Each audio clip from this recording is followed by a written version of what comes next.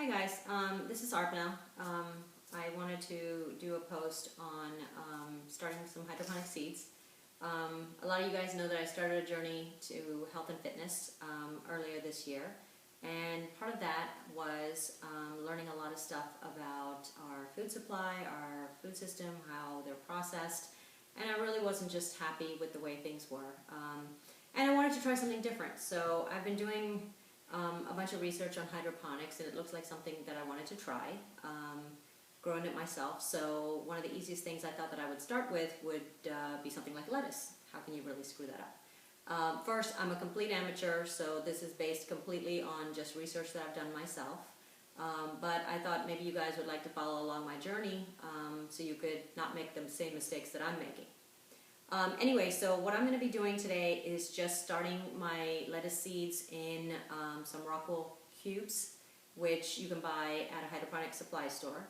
And I've got 3 different kinds of lettuce here. I'm going to start some oak leaf, some red tide lettuce, and some sweet Valentine romaine lettuce. So basically what I've done is I've followed the instructions that came with it, and that specifically says to take your Rockwell cubes and to put it in some pH balanced water. Now I already knew that my pH, the water that I have comes from a well, and we already knew that the pH was about 6, which is approximately what you want, between 5 and 7. If you don't have that, then you should have a pH meter.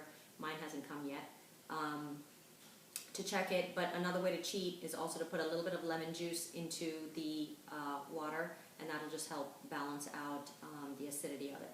So they've been soaking in the water for about an hour, which is what we want. We want them to be kind of nice and wet and drippy.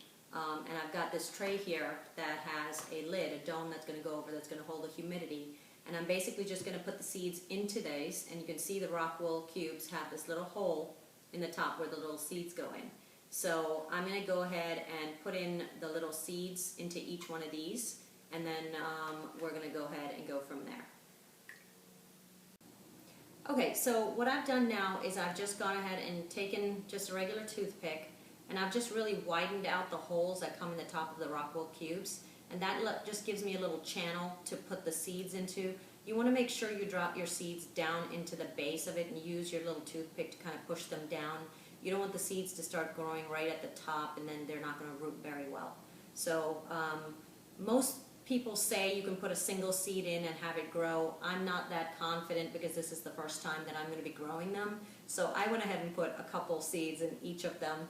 Basically then what you want to do is you want to take your little cube and just pinch the top together so that you're kind of pushing the seeds in and covering them up like so. And that's basically what we're going to do. The cubes, the Rockwell cubes, should be wet enough from being soaked in the water that you should not need to water them, and they definitely do recommend not putting any grow medium into this when you're starting your seeds, because if you do, it ends up killing the seeds because the seeds just can't handle so much. Just start with the water. The Rockwell cubes have what they need in them for the seeds to start to grow, and then once they're rooted and stuff, then we can start adding maybe a diluted concentration of the grow medium. So here's my seeds in here. I've got 3 different types of lettuce, and I've made 3 cubes out of each. And let's pray everything's going to work. I've got my little dome here that I'm going to put over this. You can see it's got a couple of vents in the top, but the vents are currently closed because I want it to be nice and humid in here for them. And I'm just going to put this in a quiet, dim place for the first day or so. Once they start kind of growing a few leaves and a few roots in there, then I'm going to move them to a slightly lighted place, maybe in the kitchen near, not in direct sunlight, but somewhere close where they can sort of start to root. So I'm going to go do that right now, and I will keep you posted on what is going on.